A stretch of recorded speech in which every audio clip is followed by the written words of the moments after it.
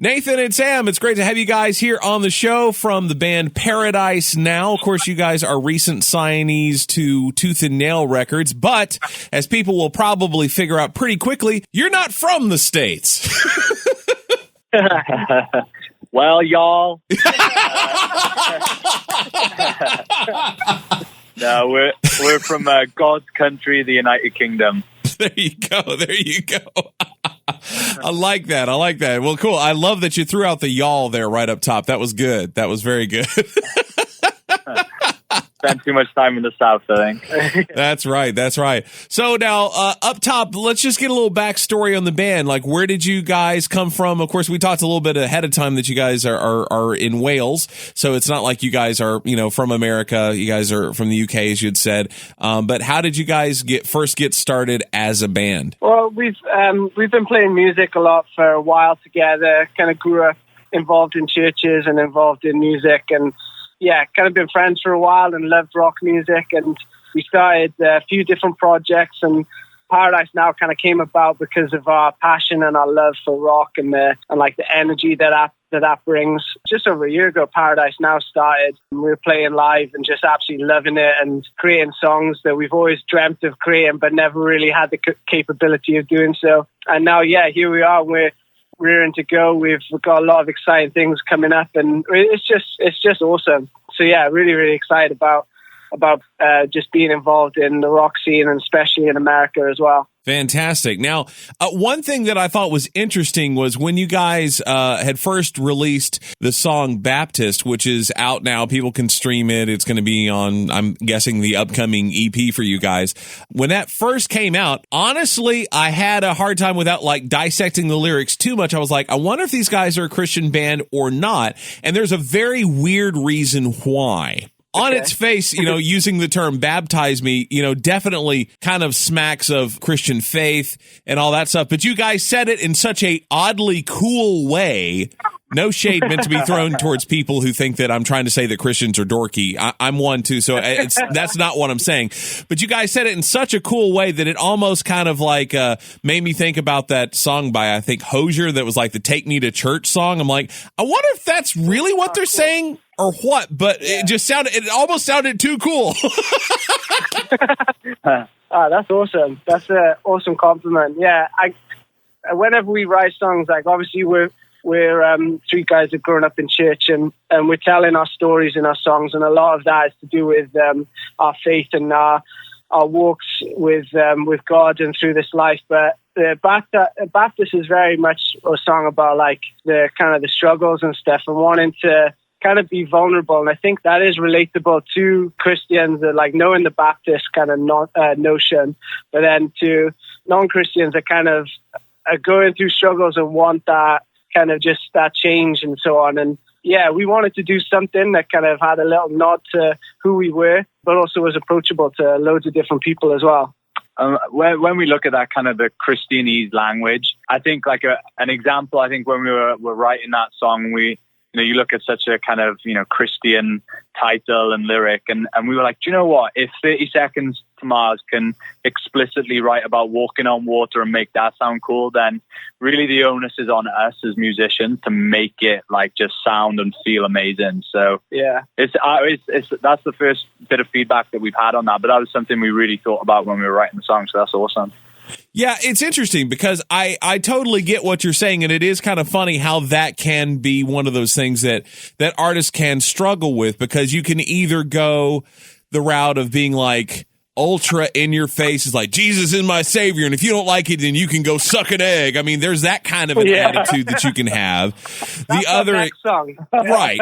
There's a very different song. And then there's the other way that you can take it, which is where you kind of, for lack of a better term, dance around it, where it's if you know we're a Christian band, you know what we're talking about. And if you don't, well, then, hey, we could be talking about a girl. I don't think there's anything horribly wrong with either one, but it's a very odd needle to thread to be able to do kind of the middle ground successfully, to where you're not trying to hide what you're saying, but at the same time, you don't sound like you're overcompensating in a blunt way. I think one thing we definitely want to do is not be apologetic about our faith and not kind of be like, oh, we're Christians and that's okay and we hope that you kind of like it, but like right. Yeah, and yeah, but like still, you know, we're our hearts on our sleeves in our music, but kind of show that it's a life thing and it's a joyful thing and there's hope in it, and I think that's the thing that we're selling. It's not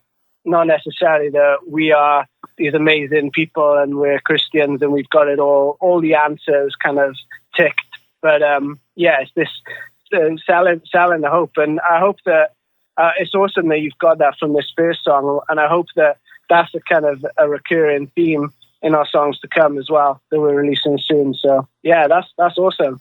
Yeah, for sure. Now, one other thing about the song, I mean, we've kind of gotten a little bit into kind of the lyrical hook of it, which it was the second thing that jumped out at me. The first thing was I had already read like a little blurb on you guys when Tooth and Nail had announced that they had signed you. And one of the things that they had said was something to the effect of like, it's like really in your face guitars, but really melodic vocals. And I never know what direction or flavor that's going to take, because I mean, you can think about bands that are kind of like really heavy emo sound or like metal, but not just without a metal singer. And I was very curious to see how it was going to sound. And then when I first popped it on, I was like, okay, they were exactly right in how they described it, but still somehow it was not what I expected, because the guitars are in your face. They are big, but the vocal that comes after that is not the vocal that one would expect just from having heard the guitars, but yet it somehow works together. And so I guess my real question is, number one, how did you guys arrive at pairing those together? And secondly, do you have a descriptor for what you call your specific flavor of rock and roll? Whew, that's a really good question. I'm glad you kind of picked up on that, because that's something that we've definitely, like, we thought that might hinder us. So the other member of the band, Ben, he's my brother. He's the guitarist. He does a lot of the music writing, and he's the one that kind of brings the crazy riffs and the big guitar sound. And his kind of inspiration growing up was that real kind of heavy metal. Whereas myself, I as a teenager, I was like playing acoustic songs and kind of like singing in the choir in school and stuff like that. And so it's like total kind of opposites, but when we kind of came together and started writing these songs, it kind of, we really loved the fact that you had this kind of aggression and this energy and kind of really kind of like big sound from the guitars, and then the higher kind of poppy melodic vocal over the top, we kind of like that. That's almost kind of slowly becoming our identity. The more that people hear it, that there is that you hear those riffs and you expect like a really angry, gruff vocal over the top, and then I think people are a bit shocked when they hear my little Welsh angelic voice. But yeah, we really like that blend, and also like the pop kind of side of things. We love like all the synths and stuff. Listening to like over here in the UK, there's some amazing kind of pop stuff, and even like if you think of like Billie Eilish, who's like huge at the moment, she's got that kind of rock undertone with the pop over the top of it, and I just love that kind of blend. But yeah, with your other question about what you call it, I mean, I have no idea. Well, I mean, that's fair. I mean, it's weird because sometimes a group like you guys come around and I'm astonished, that it works as well as it does, while simultaneously being surprised that nobody else has really tried this, or at least has tried it in a way that has gotten some attention. And I think that this is, I mean, it's great. It's one of those things where I've actually added this song to a university station that I kind of pick the music for and kind of see after, and it'll come on after some of the other stuff that we play. And I'm like, man, I added this really heavy song. This seems odd for me. And then like the chorus kicks in. I'm like, oh, it's Paradise Now. It makes total sense. Yeah.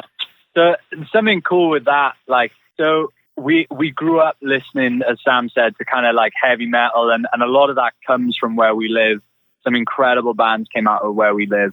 Right. And we now we listen to some kind of heavier pop stuff, heavy rock stuff, and there's some bands doing it really well in the UK. And Bring Me the Horizon is kind of one that's really leading the charge on it, where all their old stuff is like death metal, but their new stuff is like heavy pop stuff. Right. And what it does is it allows, a pop station to play a rock band. And then when you explore that rock band, you find their older material, and then you start following bands that are like them. And the next thing you know, you're into heavy music and you didn't even know you got there. And it's kind of a covert way of getting people back into rock, I guess. And rock is never going to die. We absolutely love the rock music that we grew up on. And we also love the pop elements of what we do. We're not putting it in there for a gimmick. Like, we truly love it. It adds so much to what we do live. But I think what's real cool about that is it lands on pop playlists. It lands on pop stations, and we're still, able to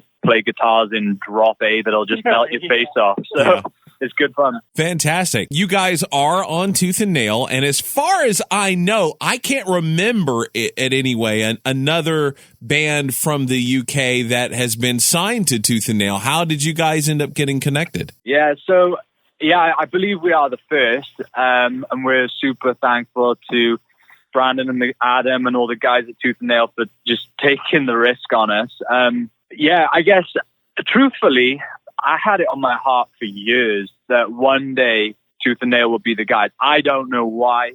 Obviously, God had a plan there, but it was something that was just on my heart for a long time. I co-managed the band with our manager, Dan Weeks, and so me and the guys went out to Nashville, did a bunch of writing sessions, met with a bunch of labels. Things were looking really good. And I just said, look, we need to talk to the guys at Tooth and Nail. And we had an in to spark up the conversation. And we just had that conversation. And I'll never forget it, because I was actually working for a company in Houston, Texas at the time. So I was away from home in the UK and I was in Texas. And Dan, our manager, calls me up and he's like, hey, they're in. Like, this is nuts. They're in. So yeah, just super, super thankful to the guys at Tooth and Nail. And I'm really thankful that when most bands complain about their record label, we have nothing but amazing things to say about everything that they're doing for us at the moment. Nice. That's fantastic. So I'm guessing then that you guys have kind of a history with the music that Tooth and Nail has put out through the years. Yeah, I grew up listening to bands like Anne Boleyn and a little bit of Under Oath, but truthfully not all of what Tooth and Nail did kind of made it across the pond. Right. But that scene, we've always wanted to be a band that just bridges the gap in mainstream and the church. And so that aspect, just knowing that they understand our culture as a band, and the fact that we have no problem playing in front of the church. We have no problem playing in front of Coachella. And we in fact have a mission and a goal to take the church to Coachella so that we can bring salvation to those places and healing to those places. So yeah, that, I think, really what we were looking for in a label is someone that understands our culture, and they get it. Fantastic. Now that you guys have got this song out, it's obviously getting some positive feedback. What are the plans at this point for, I've heard an upcoming EP, but what does that look like? The plan always kind of changes. We've been writing ever since kind of started that relationship with Tooth and Nail. It was like, okay, go, let's just get out there and just start writing stuff. Now that we have that kind of almost belief in us, that I forget the word, I can't remember the word, but kind of someone to validate what we're doing. It was like, oh, let's just get in and start writing stuff. So that's been a real kind of fun journey. And we've got some songs that we're sitting on now and just waiting to release it in the near future. And we're just really, really excited about it. I'm not too sure how much you can say about what the release schedule kind of looks like. Well, we can go in. I mean, so far what we know is our next single is called Wild Ones, and that drops on August 23rd. It's already had a cheeky little spin here in the UK on the BBC. Okay. They've given that one a spin. So August 23rd, that drops for everybody. And then we'll probably drop another single and then drop an EP when we are on the road. Okay. Because we hit the road with a little band that you guys may know called Disciple. Nice. So we'll be touring with those guys throughout October and the start of November, and hopefully some spring dates with them as well. So excellent. Yeah, the EP will be dropping this fall. Cool. I will put my personal stamp of endorsement on the guys from Disciple. They are all really fun to hang out with and really genuine. So I think you guys will be in excellent hands opening up for those dudes. They have been around for a hot minute and they're just tearing it up as always. So you guys will be in a very fun circumstance being able to tour those dudes. Awesome. We had a chance in me and them. We played a festival in Germany with them. Okay. And that was kind of like the first time we'd ever seen them, and it was like, yeah, they do, like, you can tell that they've been around for a while, and they've just got this kind of like, yeah, just this aura around them, and it was just so fun watching them live, and just to think that we're going to be seeing that every day and playing and supporting them, it's a real kind of privilege to be able to share the stage with them. A humbling thing about Disciple is that we found out that they started the year that Sam was born. So, I don't know. I don't know who that's more humbling for, whether it's humbling for us being on stage with veterans of the industry or humbling for Kevin, but it's certainly humbling for one of us. Yeah. See, and I've got my own backstory with those guys. When they were, they weren't like a brand new band. This was like their probably third or fourth record. I saw them for the first time, and they were playing in the parking lot of a Christian coffee house on the back of a flatbed trailer, and they were a 3-piece. And the only member that is currently still with them is Kevin. No way! Wow. So he's a machine. Oh yeah, like if all of us are that lucky and blessed to be that energetic at his age, geez. Yeah. Oh my goodness. So that'll be fun. I'm looking forward to that. Hopefully I'll get a chance to catch you guys on that tour because that sounds like a lot of fun.